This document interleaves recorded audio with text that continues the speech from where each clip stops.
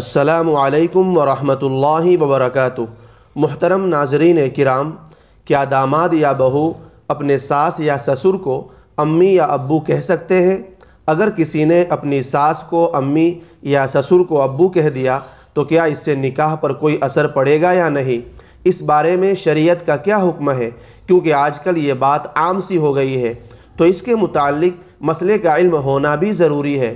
تو چلیے میں اس کے متعلق دو چھوٹے چھوٹے فتوے آپ کی خدمت میں پیش کر رہا ہوں، غور سے سنیے گا اور بعد میں زیادہ سے زیادہ شیئر بھی کیجئے گا، اور چینل پر پہلی بار آئے ہیں تو سبسکرائب بھی کر لیجئے گا۔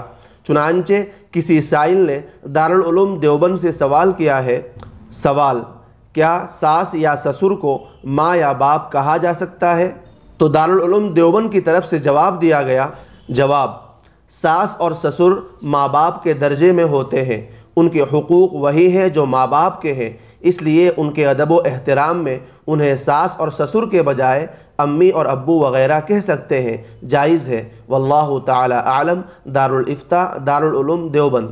اب اس کے بعد جامعہ علوم اسلامیہ علامہ محمد یوسف بن نوری ٹاؤن کا فتویٰ بھی ملاحظہ فرمائیں۔ چنانچہ کسی سائل نے جامعہ سے سوال کیا۔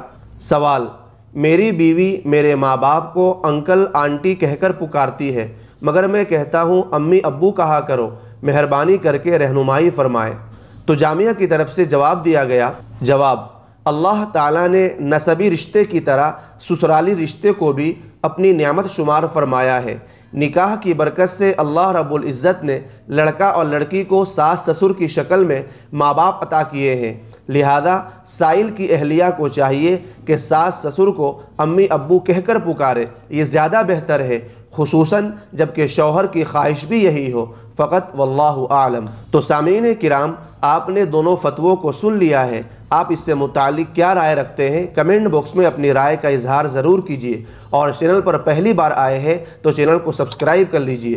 شکریہ۔ السلام علیکم ورحمۃ اللہ وبرکاتہ۔